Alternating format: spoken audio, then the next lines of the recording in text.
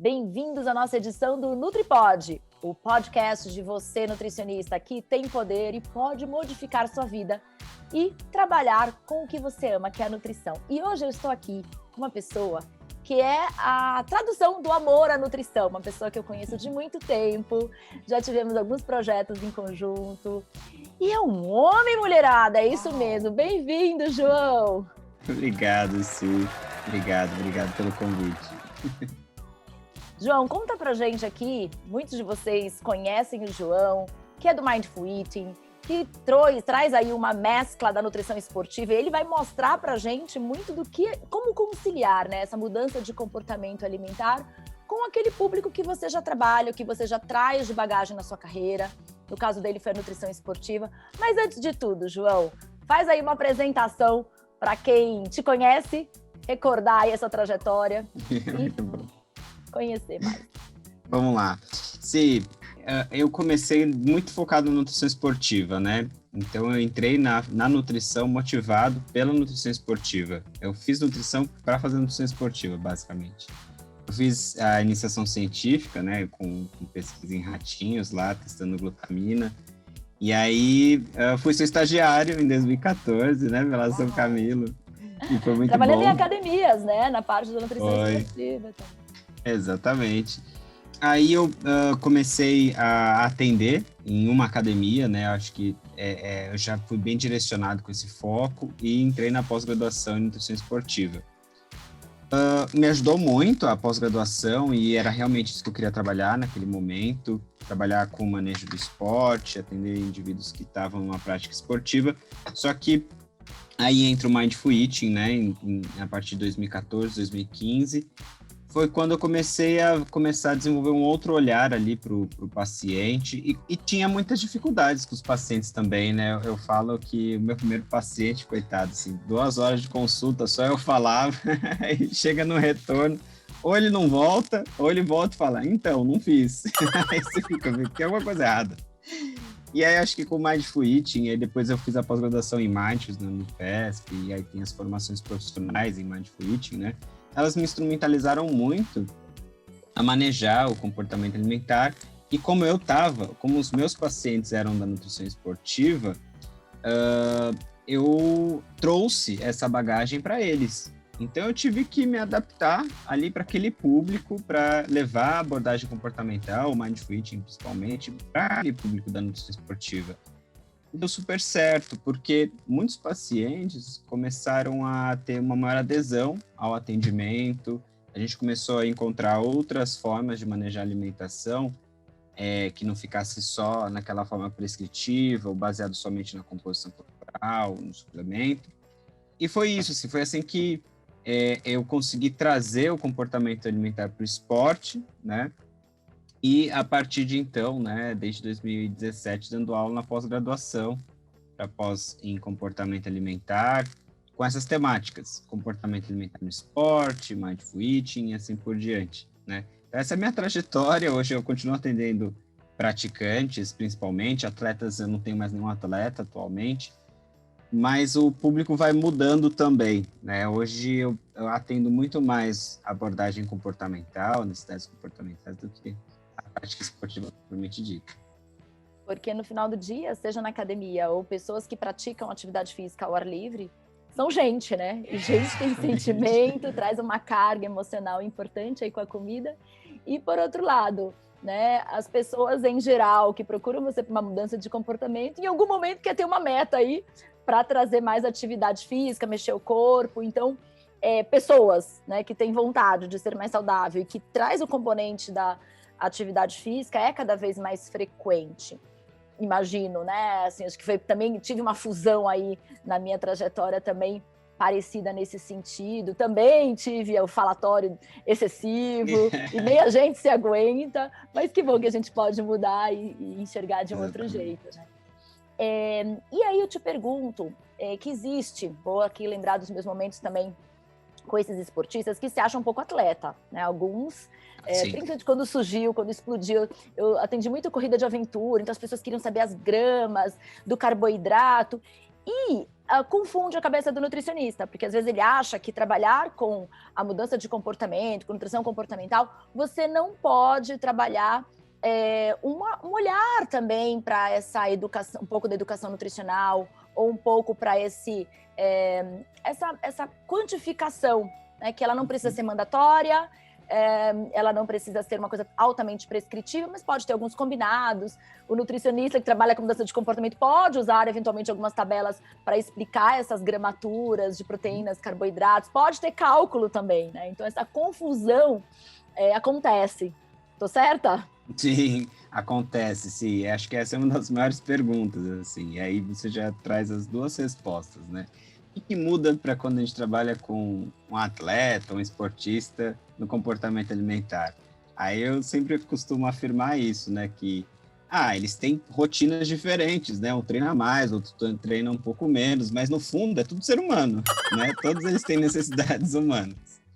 E o segundo ponto é esse, né? As pessoas realmente acabam tendo muita dificuldade de compreender, às vezes, dúvidas sobre o comportamento alimentar no esporte, porque acredita que só existe uma forma de trabalhar, né, que é a forma prescritiva, mas não, tem como a gente, de fato, mesclar. Muitas vezes o paciente já chega com essas demandas de eu quero saber quanto de nutriente, de carboidrato, e acho que aí que a gente tem esse papel de ampliar o olhar, né? Mas em outros momentos é a gente que vai chegar e falar assim, olha, tá vendo aqui o seu dia? A gente precisa comer tanto de carboidrato nesse dia para a gente performar. E a gente, para ter recuperação do seu exercício, performance, hipertrofia, a gente precisa desse tanto de proteínas. Então a gente consegue sim casar essa orientação que, da forma com que a gente faz, é o que vai torná-la prescritiva ou não. Né? Às vezes a gente fala assim, só pode comer com fome. Isso pode ser muito prescritivo para algumas pessoas, dependendo do jeito que você fala, né? Come com fome, para de comer com saciedade, resolve. Volta daqui 30 dias. Então, acho que é mais a forma com que é colocado do que necessariamente se eu vou usar, né, essa orientação em gramatura ou uma outra forma de orientação. Mas, de modo geral, na prática esportiva, sim, eu particularmente falando, faço esse cálculo, muitas vezes com o paciente, para gerar educação nutricional, para que ele tenha essa noção de que a gente tem essa falseabilidade, nessa forma de manejar a alimentação, de levar em consideração os nossos sentimentos, nossas emoções, aspectos sociais e culturais, com certeza, mas isso também não impede de que a gente saiba adequar essa quantidade de nutrientes numa refeição, né? A gente precisa de carboidrato, proteína e gordura igual, né? Esse equilíbrio da nutrição não se perde. Inclui todo o resto, né? E aí eu fiquei ouvindo você falar e aí me veio algumas ideias, né? Que a gente pode pensar para trabalhar. A gente fala tanto de despertar curiosidade e muitos desses aspirantes a atletas, né, que chegam nas academias ou começam um treino de corrida, fala agora vai, né, e vai com aquela força total inicial, quer realmente ter comportamentos de atleta e às vezes eles importam, né, ou coisas de blog, hábitos que é da cultura desse público muito específico, até de fisiculturista, que é o famoso frango com batata doce, e acreditam que tem alguma coisa ali, né, mágica que pode incorporar. E aí a gente pode, talvez, desconstruir essas questões e introduzir novos alimentos que são paralelos, né, em relação a isso. Exatamente. Eu acho que é grande parte do nosso papel, assim, no esporte, é isso. A gente desconstruir, eu falo que a gente passa muitas vezes mais tempo desconstruindo, né, coisas que o paciente traz do que muitas vezes ensinando novas coisas. Eu já acompanhei a preparação de fisiculturista já, né, e uma preparação, eu coloquei fruta, né, numa fase pré-competição para esse paciente, para essa paciente, e o treinador, ele zombou assim, nossa, como assim, você vai comer fruta? Então tem muito mito assim, sabe? Tem pouca ciência, muito mito por trás disso, que muitas vezes dificulta o nosso trabalho mesmo, porque, por exemplo, esses indivíduos fisiculturistas, da mesma forma que eles querem treinar, né, foco, força e fé total, assim, né, igual às vezes, muitas vezes é no CrossFit ou em outros esportes, né, onde eles estão muito focados e acham que tem que fazer coisas assim, muito severas para ter resultado, né, muitas vezes isso é transportado para a forma de se alimentar, né, não só na forma de se exercitar, mas também na forma de se alimentar. E quando a gente às vezes traz essa forma mais manejável de olhar para a alimentação, eles sentem muito medo, né? Nossa, mas eu posso comer uma fruta nessa fase de competição, mas eu posso trocar batata doce por arroz ou por outra batata, né? Então, realmente tem essa cultura, tem esse ambiente, né? E aí tá aí a gente para poder desconstruir isso. Acho que você usou a palavra mais assertiva, né? Que é desconstruir. Fico pensando sempre no consultório, nutricionista que está ouvindo a gente aqui, né? Como às vezes a gente fala, mas talvez eles não tenham uma prática. Mas às vezes, gente, até usar essas tabelas mostrando, né, a composição de uma batata doce. E fazer paralelos, mostrando bioquimicamente, é quando vale a pena, não é que você está prescrevendo e ensinando ele a decorar fórmulas, né, e dados nutricionais, mas é justamente usar um pouco, olha, você me permite te mostrar a composição da batata doce e fazer alguns paralelos aqui, olha, essa aqui é a tabela tal, referência tal, porque às vezes as pessoas vêm tão enraizadas com conceitos e talvez precisem outros conceitos para a gente conseguir essa desconstrução, né? Por isso que eu falo, dá para conciliar sim, o João está aqui para conversar com a gente, é prova viva de que a mudança de comportamento ela é uma transversal, né, em todos os nichos que você está, seja ele o infantil, o esportista, as doenças crônicas, que aliás eu sei que você também trabalha bastante com a questão do exercício, né, e tem aprendizados da mudança de comportamento, não só no exercício, mas tudo junto, né, no estilo de vida, que aí traz muito essa coisa da prevenção do risco, né, da prevenção das doenças cardiovasculares. Eu queria ouvir também um pouquinho de você logo mais. Então tem muito conteúdo, ele vai falar um pouco como é que ele cresceu nas redes sociais, sendo diferentão, então fiquem aqui com a gente. Muito bom, João. Viva a flexibilidade, né? O profissional vai se adaptando. É muito legal, eu te agradeço muito você ter essa generosidade de conseguir trazer aspectos que você foi aprendendo ao longo da sua carreira, né? Para que parece que você começa a estudar, faz uma pós e vai dando tudo certo do seu jeito. Não, né? A gente precisa, de fato, olhar para aquilo que não dá certo e ir querendo ser melhor sempre. Então, você é uma inspiração para a gente nesse sentido. E me conta um pouco. No Brasil, parece que as doenças cardiovasculares, né, é um dos fatores de risco, né, maiores, enfim. A alimentação, ela pode ajudar muito, e essa alimentação que, inclusive, eu acho que já existe até uma cardiologia comportamental, as pessoas estão começando a trazer isso não só para a relação da alimentação em si, mas para as consequências que ela tem em questões de vida, né, como a saúde cardiovascular. E você, eu sei que é um estudioso disso, já fez parte da SOCESP, da Associação do Estado de São Paulo, né? Da Cardiologia do Estado de São Paulo. Mindful Eating, então, e todo esse olhar comportamental faz bem para quem faz exercícios e também para quem quer cuidar do coração. Já existem estudos? Já, sim. Muito legal a tua pergunta. Dentro da cardiologia, né? A SOCESP, né? A Sociedade de Cardiologia do Estado de São Paulo, é uma sociedade médica. Então, a gente tem ainda um estilo, uma abordagem, assim, realmente muito médica, né? Aquela abordagem de consultório, todo mundo que foi num médico e com alguma demanda, aquele atendimento bem diretivo, né? Bem prescritivo. Na cardiologia, vem sim modificando esses olhares, porque aqui no Brasil, né, a Sociedade Brasileira de Cardiologia e a SOCESP, elas vêm estudando muito espiritualidade. Dentro do estudo da espiritualidade, eles vão começar a identificar o quanto... assim, a espiritualidade é muito, muito complexo de estudar, né? Eu tenho pouco conhecimento também sobre, mas do meu conhecimento, assim, do que eu participei das reuniões, das discussões, foi muito legal, porque existem várias formas de avaliar a espiritualidade, e uma delas é através de alguns componentes. Um desses componentes é o perdão. E houve uma relação muito forte entre perdão e redução de mortalidade de doenças cardiovasculares, né?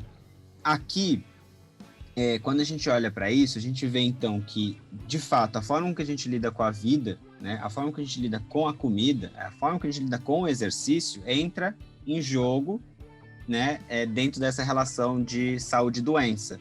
Não é mais só o que eu como, mas é como eu me relaciono com o que eu como, né? Então, é muito legal isso. Dentro do Mindful Eating, a gente tem um estudo, que é da Jean Kristella, onde ela estudou Mindful Eating e espiritualidade. E ela observou aumento de espiritualidade nesse público que recebeu as intervenções de Mindful Eating. É o único estudo que a gente tem relacionando Mindfulness e espiritualidade. Para Mindfulness e espiritualidade já tem uma associação maior, já é mais evidenciado, já tem mais pesquisa. Então, aparentemente, isso que a gente chama de espiritualidade, que a gente está começando a entender, é uma conexão que a gente tem com a gente mesmo. É uma forma que a gente tem de se relacionar com a gente mesmo. E essa forma de se relacionar com a gente mesmo, que eu acho que é o Mindful Eating, o Mindfulness traz muito para a gente, o comportamento alimentar, ele floresce tanto, né? Vamos pensar na relação, como você lida com você mesmo, como você lida com o mundo. Tudo isso tem cada vez mais mostrado ser benéfico para a nossa saúde, né? Então a gente não quer mais só estar comendo tudo direitinho para estar saudável. A gente agora está começando a ver que, olha, o que eu como é importante, mas como eu como é tão importante quanto, né? E aí eu acho que o Mindful Eating traz muito disso, né? O como a gente se relaciona com a comida. Sabe que uma vez eu fiz a rodada do livro, né? Lá naquele TED Talk São Paulo. Não estava no palco, mas um dia a gente vai chegar lá, né, João? Quem sabe? Com certeza, vamos lá. A gente vai trabalhar para isso. Exato. Eu estava numa discussão de um sofazinho lateral ali com alguns participantes. E aí, depois da minha talk, eu fui dar uma espiada no grande palco. E no grande palco tinha o Dr. Álvaro Avezum, que é um dos cardiologistas mais respeitados, maiores pesquisadores do mundo, que é brasileiro, né? Tem um centro de pesquisa aqui no Dante Pazanese, e ele estava falando de perdão. Eu fico até arrepiada. É exatamente isso que você falou, né? Muito, muito bom. Muito bom, gente, que delícia de papo, né? Dá pra gente ficar aqui horas, trabalhar assim tá fácil, hein? Muito obrigada, João, por tudo. E pra gente finalizar, eu queria saber como é que é, porque esse homem faz sucesso nas redes sociais. Então, ser diferente, trazer tudo isso, que a gente sempre fala, eu falo muito pra vocês, sejam diferentes. Lá na Nutrição Comportamental eu trago essa introdução de sim estar presente nas redes sociais, mas fazer de um jeito diferente do que aí está. A gente não precisa copiar força, fé e foco. E você embarcou nisso tudo, um homem da nutrição esportiva que abraça isso tudo e vale a pena, né? Porque traz resultado e o legado é muito bom, né, João? Com certeza, sim.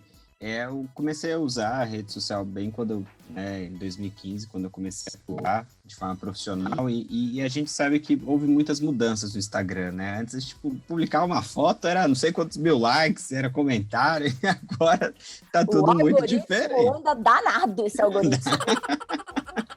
Olha, tá dando muito trabalho esse algoritmo, assim, porque ele tem demandado uma presença muito maior, né? E assim, a minha rede social mudou muito assim ao longo do tempo, porque ela foi ganhando a minha cara, né? Eu fui cada vez mais colocando sobre os assuntos que eu domino.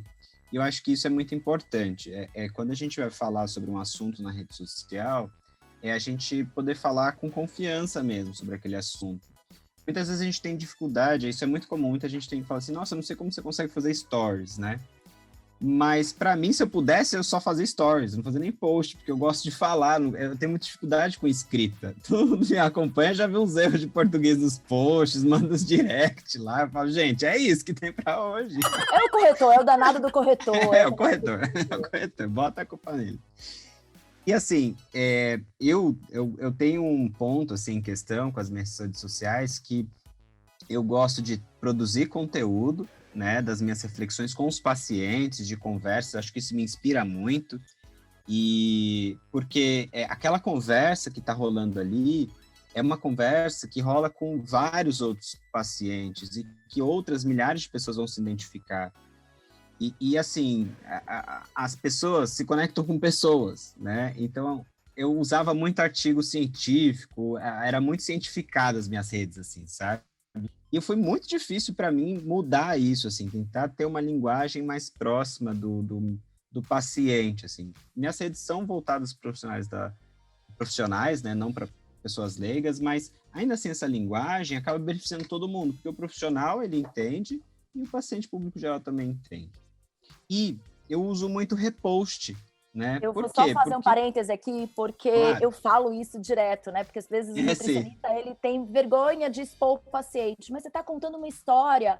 Por exemplo, eu estou lendo agora vários livros de psicanalistas e muitos deles são baseados, né? Quem não leu aí O Carrasco do Amor, são vários cases de sessões, né, de pacientes que o Ivan traz e sem identificar, protegendo as pessoas. Mas aquilo que ele falou, por favor, põe aí, repete, vai lá, volta nesse podcast e ouve de novo o João. Muitas pessoas vão se identificar com aquela história daquele paciente e, a partir disso, vão querer agendar essa consulta com você porque sentem a mesma dor, os mesmos anseios.